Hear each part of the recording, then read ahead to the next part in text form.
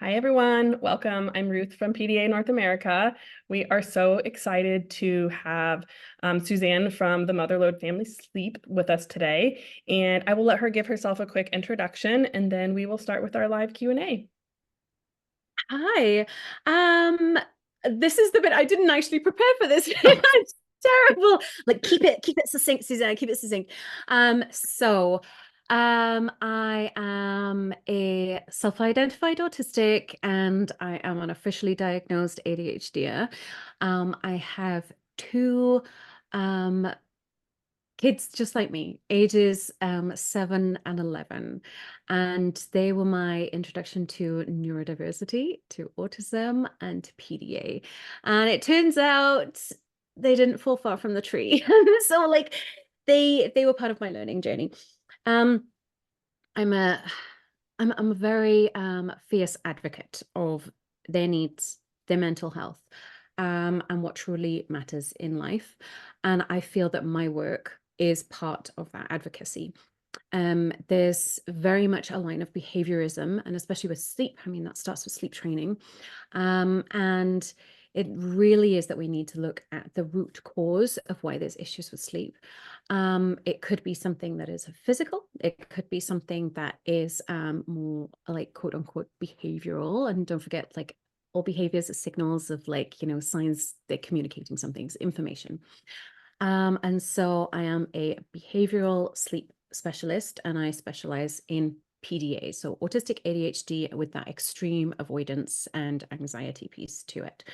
Um, and yes, I use this work to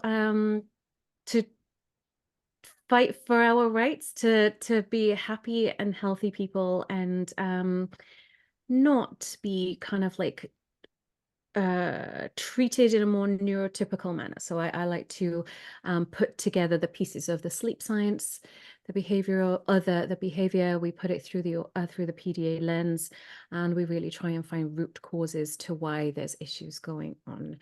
I'm not sure that I hit all the things. I think that's perfect. Yeah. Thank you. Okay. Sorry, I didn't give you a heads up warning, but that was I'm perfect. so sorry. Yeah. Yeah, we're So going to keep go it. ahead and dive into our questions now. So Dr. Patel asks, how do you help someone get off any type of electronic device, whether it's a gaming device, phone, television, in order to not get stuck staying up all night and affecting bedtime? How to balance a PDA or needing to game or watch something, for example, but stop them from breaking their own limits beyond, and i.e. going beyond 1 hour before bedtime? So there's a couple of different layers to this. So one is, the actual question in hand is how do we support our kids to be able to come off these screens? Um, and really, so we've got to think about it in that our kids are essentially connecting with that screen, and to be able to pull them off, it's not just about like pulling them off and leaving them without a connection, that we need to connect to them. We need to collect them first, to connect to them, to kind of transfer that attachment, that not attachment, sorry, that, let's just stick with connection. I actually go into this a lot in my webinar and guidebook that goes alongside that for better bedtimes. So if you want to know more about that, if you really have issues with screens and things like that around bedtime, I really encourage you to go there because it's, we really do need help with these like practical steps and the whys behind it, because the why will always help to drive like how we help and support it. Now, there's the other layers with this is what is the problem with screens? So we've got to look at what is the screen doing and what is the screen taking your child away from. So when there's that mention of, having the screen like kind of sheltering our children from screens an hour before bedtime, what that's doing is that's referencing common sleep hygiene practices. And one thing that we got to kind of keep in mind is with sleep hygiene practices. So for anybody who doesn't know, so sleep hygiene is essentially the things that we do. It's nothing to do with cleanliness. It's just the things that we do, the behaviors that we have that help us to be able to get to sleep, to stay asleep, sleep well, and rise appropriately for our particular circadian rhythm.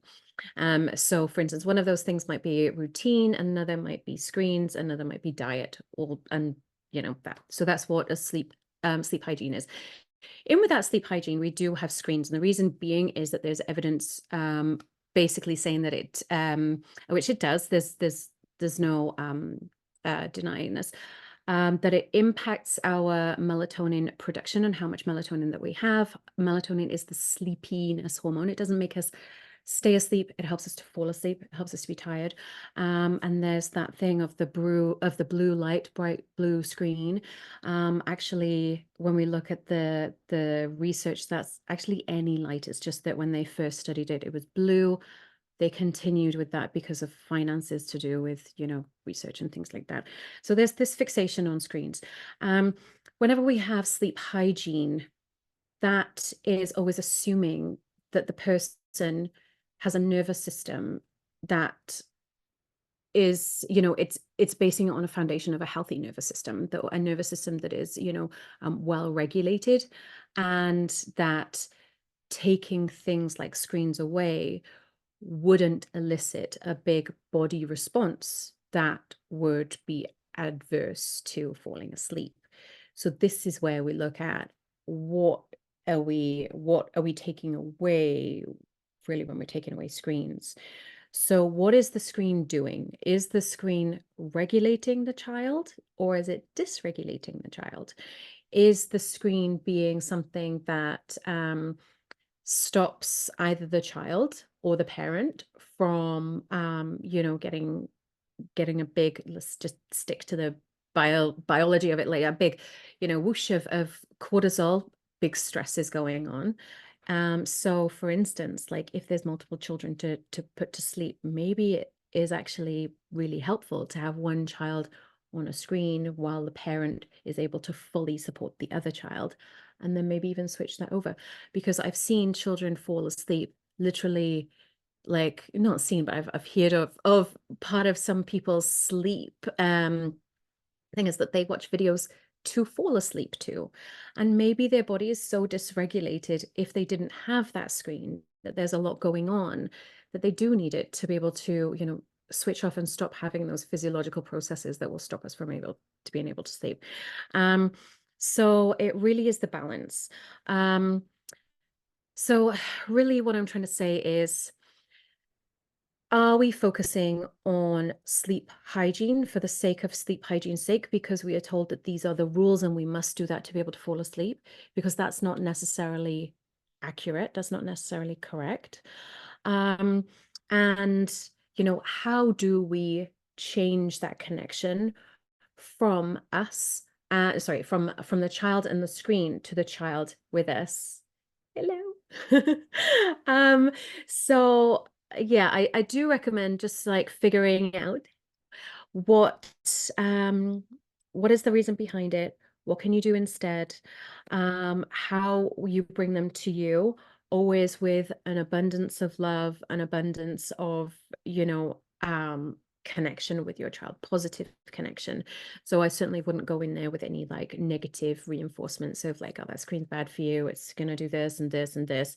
It's more like ignoring the fact that that the screen is an issue right now for you, and instead with that playful approach of bringing your child from their attention being on the screen to the attention being with you. Like I said, if that's an issue, I really do think that my Better Bedtimes webinars is probably a good place to start on that one. All right. Hi. Next You got question. seeing my PDA in action over here. Hello.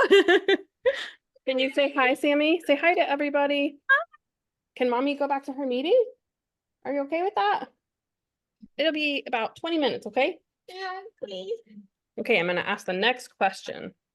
All right. Our daughter is 7. We have been fighting against what our daughter's system wants to do in terms of sleep science since she was born. It was so bad we had shared hallucinations. After many years, trials and tribulations, and a fab sleep medicine doctor, she mostly sleeps through the night, but we're constantly having to patchwork to fix her Her brother getting up at all hours. She doesn't want to be up either. Any great ideas on how to help her not wake up in the middle of the night? So I believe this is like a two-parter. So I think I want to come back with some other questions because they've worked with a sleep medicine doctor, and what did they do that really helped? Because that will show, what the issue was.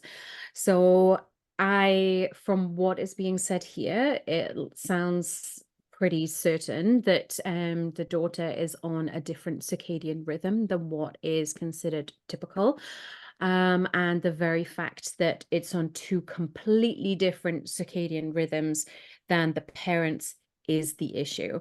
Because if you have, like if you're both like extremely delayed, then it doesn't really matter because like the child and the parent are aligned with their sleep needs. So really what changes and supports were brought in to make the shifts, and if something was truly working, then it can signal what the issue actually was. And then what is the patchwork? So is the patchwork things like bright light exposure first thing in the morning? Was it something like, and dare I say, melatonin supplementation late at night? Just saying, I want to caveat that in there. I am not pro melatonin supplementation. I think there are some places where it is appropriate, but it's certainly something that is used far more widely than what we should be doing. And you need to make sure it's reputable sources, because we know that in many, many, many brands, in fact, all of the brands that they tested, there was up to 500% more melatonin actually in the gummies or wherever it was than what was being said on there. And even there were traces of serotonin in there. It's the only hormone that's available as widely as it is, and it should be treated as though it is a hormone and not as though it is a food supplement, because it is not. So really in having a look at what was working. And really when we're looking at like different circadian rhythms, oh, it's so hard. And when I say different, I mean different from the parents, because you've got to find your family's optimum. When someone is being required to sleep on a different track than what their circadian rhythm is determining, it's going to impact hormones, immunity, executive functioning, sensory processing, mental health, and so much more. And it's like, who are you asking to do that? Are you going to ask the parent to do that, or are you going to ask the child to do that? And whoever that you ask, it needs to be like on a needs basis. And how are you able to fully support the person who is having to work on a circadian rhythm that is not theirs? Because essentially, if the child is on a circadian rhythm that is kind of like the opposite, then you're asking them to sleep in their daytime and to wake and be fully functioning in their nighttime. And simply bodies are not physically or mentally primed to be able to do that. It's not our optimum. So we really do need to kind of work out what kind of supports need to be in place. And if it is something that the child is needing to be, sleeping on a more like societally accepted time frame, how else can you support them during that? Because it is a given that their bodies are really going through something with this. So you need to have lots and lots of support on their executive functioning. You need to have lots of support on their sensory experience. And you need to ask them far less for what they actually take in during the day. So we shouldn't really be expecting someone who is essentially not sleeping at the time that they are being required to sleep, to be, doing a full neurotypical load, like going to school at a certain time, doing like all of the things that you would, expect a neurotypical child to do at school, come home, extracurricular activities, yada, yada, yada. What else? You just can't do that. So any suggestions on how to help her not to wake? Well, figure out what is Can waking. I please say hi to you? We're having a real PDA moment over here, Okay. where he's just asking, he's Hello. agreed to go be with daddy if he can just say hi to you real quick and get your name. Hi, are you Hi. Sammy? Did I hear you say you're Sammy? I'm not Sammy. What's your name? My name is Sammy. Sammy. There you I'm go. trying to say that because I'm Welsh, so I have a Welsh Has an accent. accent. My Do you name's now you said you were Suzanne. going to tell her your 2 favorite things and then go be with Daddy and I'll be with you in a My few minutes. favorite thing is King Kong and Godzilla and Hot Wheel clothes. Yep. Can I show you my favorite thing at the very moment right now in time? Okay. Yeah. So I like fidget toys, and I have 2 of my favorite fidget toys, okay? So this one is my little squishy guy. I think that you'll love him. Everybody loves him. I can squish his whole body in his head. Look at that. And then check it out. I What do you think of can that? and I want to see also, another one of them. you know what else I've got? Here. Oh my. This is a poo.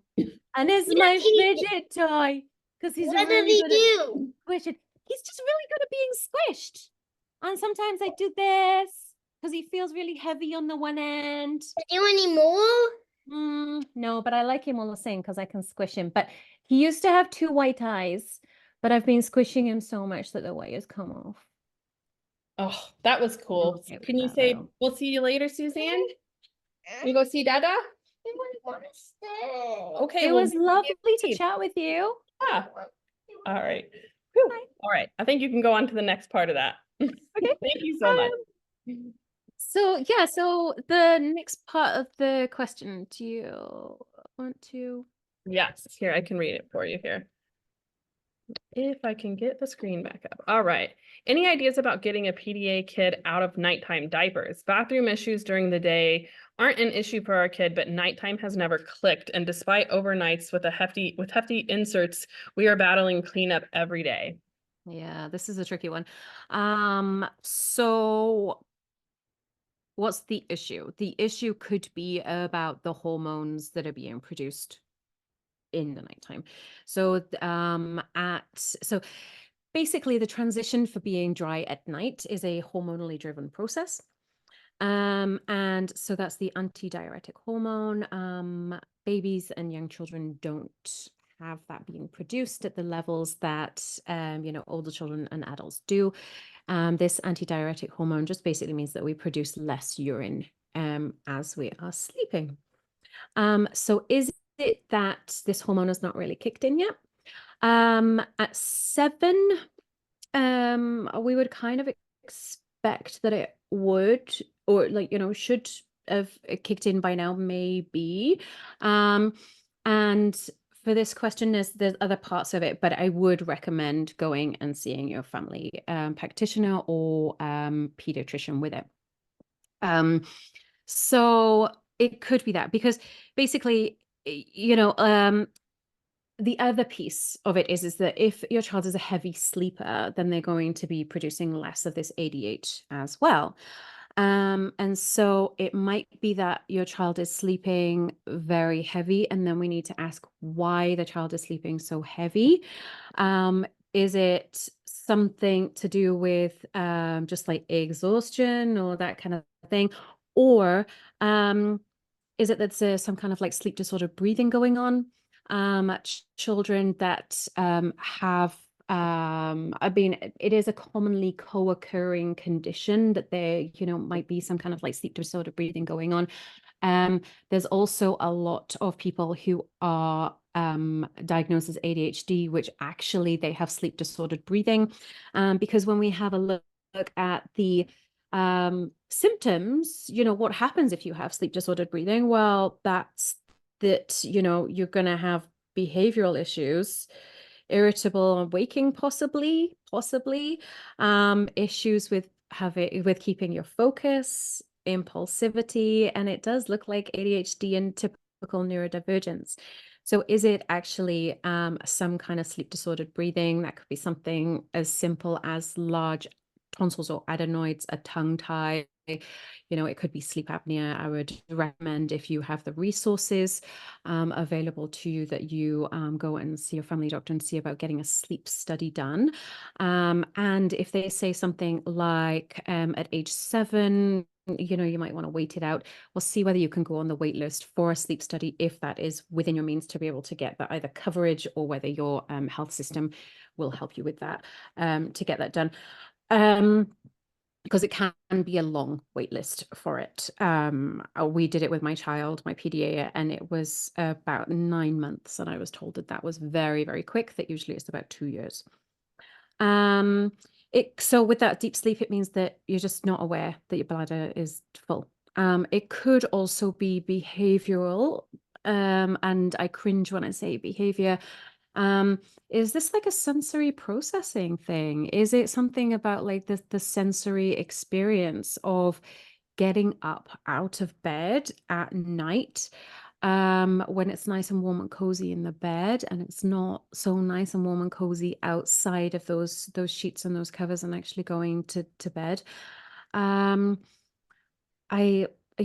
couldn't tell you from this, but you do need to have a think about, is this something that they are consciously aware of going peeing as they're in the night, or is it something that they are just no awareness of? So if it's that they have no awareness of it, I would recommend going to see your doctor, seeing if there's something going on to make there's some kind of like sleep disorder breathing. Are they deeply sleeping? Could it be just that hormonal shift hasn't quite happened yet? And the other piece of this is that if it is that hormonally driven process, then restricting liquid intake in the evening hours won't do anything. So, don't worry about that piece, because, that ADH, if it's low, it doesn't stop the urine production if the body's intake of fluids is, being restricted in the evening. I'm wondering whether I answered that like in the right way. But yeah, so basically, if they're aware of it, then we would consider that as behavioral. And how can you support your child with that? It might even look like, because of the PDA, just seeing like what is going on, like what else in their lives are going on. How high of a priority is this? Is there other things that you can support so that they feel strong enough in themselves to be able to get up out of bed, go in the dark, in the cold, with like, all of the things going on, to the bathroom or not? Maybe even it's something like having a potty or something in the bedroom, or even just like really just layering up, and just supporting them for where they're at. Because, if they can't do that, then there's something else in the day that needs to go to allow them to be able to access that at night, because, it's all about levels and balance and all that kind of thing. I am aware of the time. Yeah. It is 11:28, and I know that you have your children in the background. I could do the very last one, but Yeah. it's We just got him to go back inside and okay. got the chaos to stop for a minute. So I will go ahead and do there was one more question, the one that's from Diana, correct? Yeah, that's right, because I think that this one is a common one too. I think so too. Okay. Our 7-year-old will only sleep in our room because he's scared when he wakes up is scared when they wake up in her own room, and doesn't have another person that can talk to her.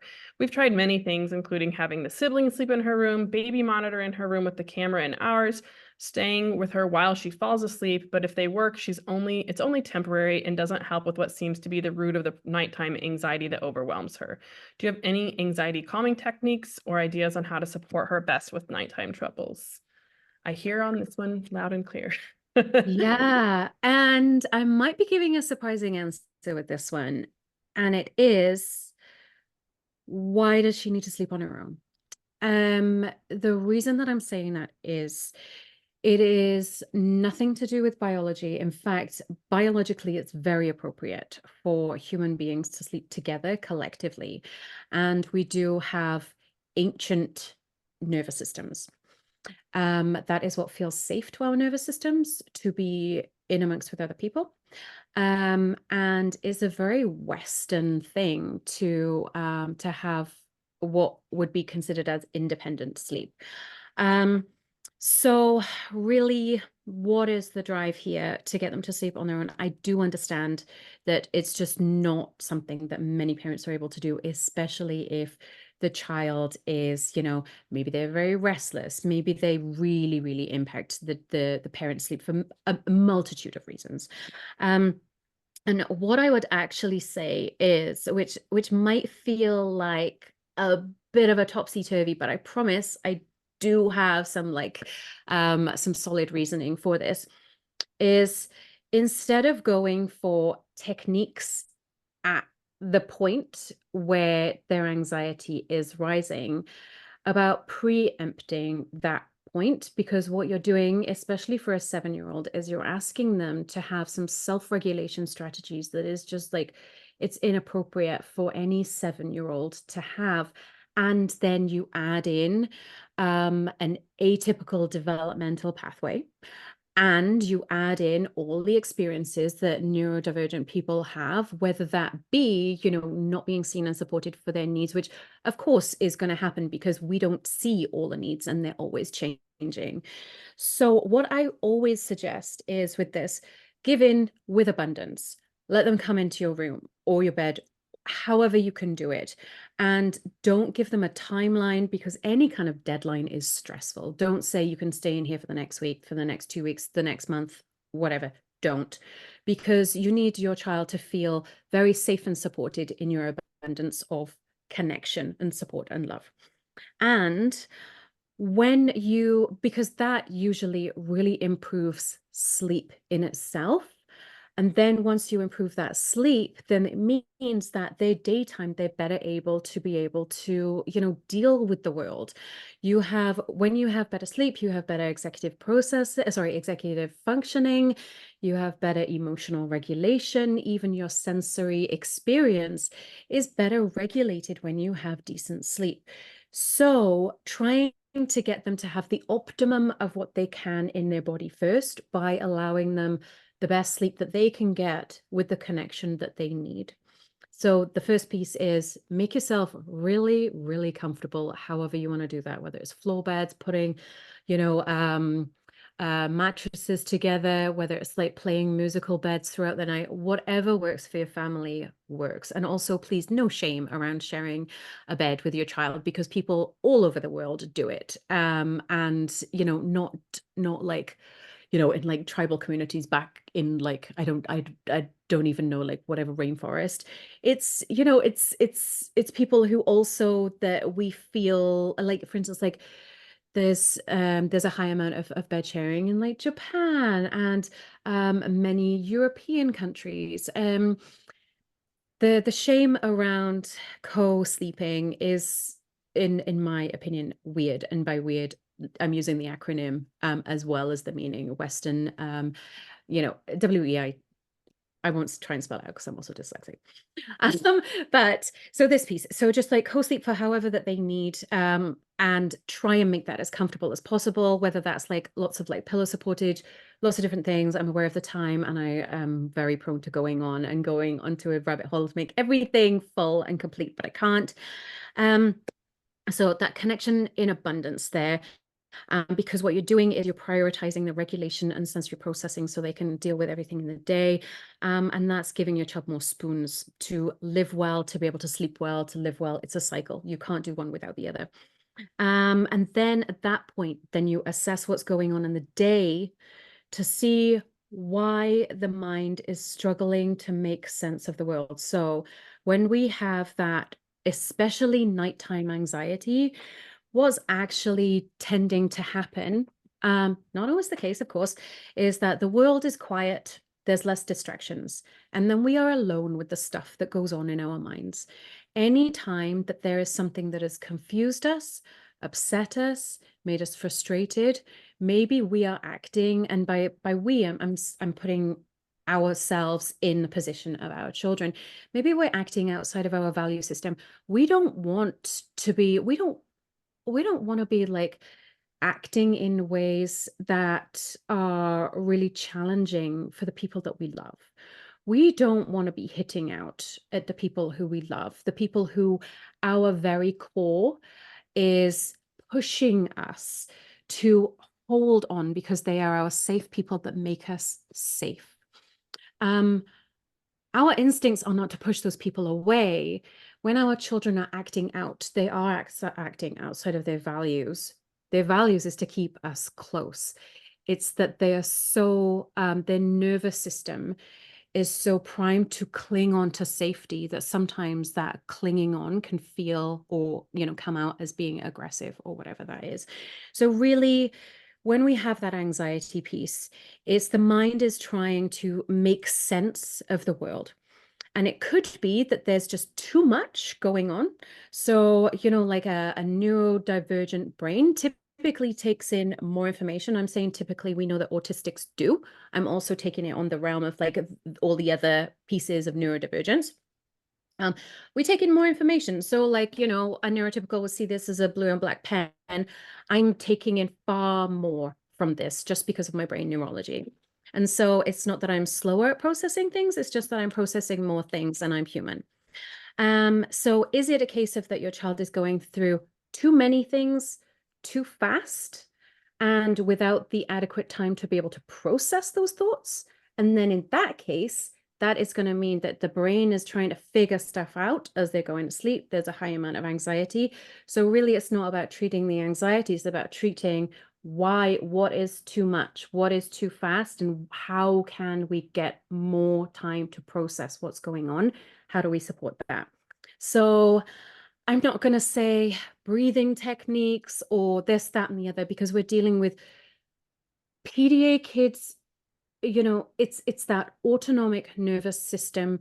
We can try as we might to empower them with self-regulating strategies.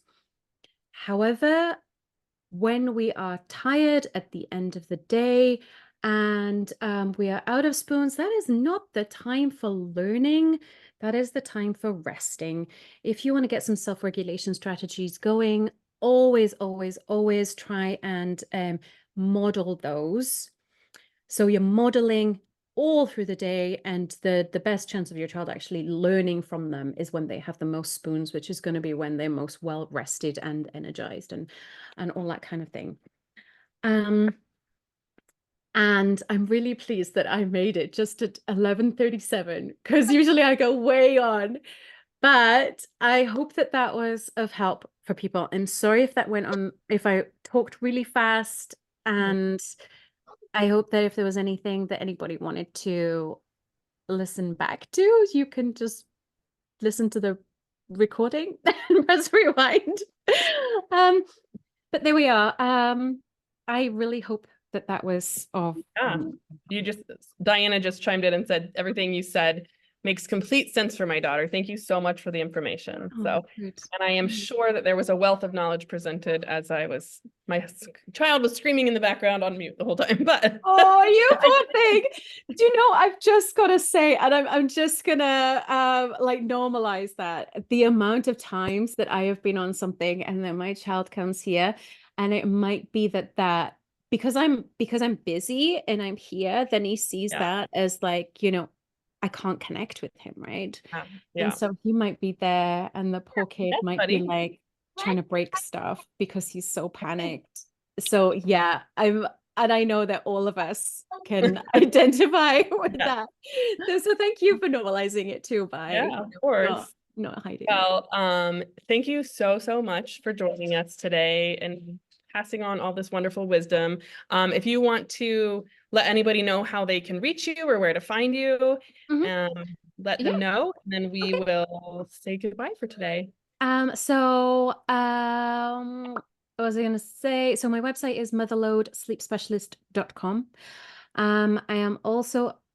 I do have a Facebook account. However, for some reason, I can't link them up, and it's just beyond my poor little brain to keep it as well managed as my Instagram account. But I do also have an Instagram account, and that one is the best one to get me on, and that's motherload.nd, as in neurodivergent, sleep.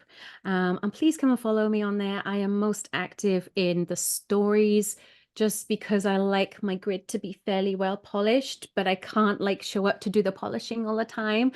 So then I just pop in on stories, and I love to engage with people. So if you have any questions that come up, just, you know, DM me and I might well do a story on it, or I might just like send you a rambling voice message back because I wouldn't have the spoons to type it, but I'm all good to talk. Thank you so much. Yes, and it was a pleasure. I hope that yeah, I hope that people got what they needed from this, and you know, if they want help and support, I am here. Awesome. Thank you so much again. Thanks to everybody who joined today, and we will make sure to send the video out to everybody afterwards. And Excellent. Thank hopefully you it's not showing my son doing crazy stuff in the background. so much. All right. It's all good. Thank you so Take care. Bye. Bye.